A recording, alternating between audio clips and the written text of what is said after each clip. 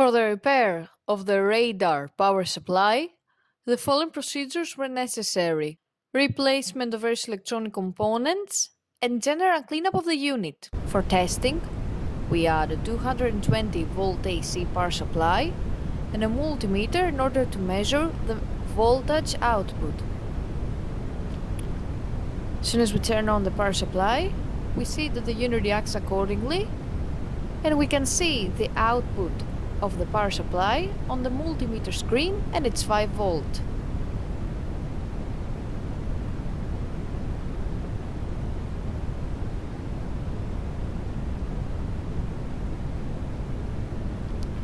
No further testing is possible due to the lack of additional units.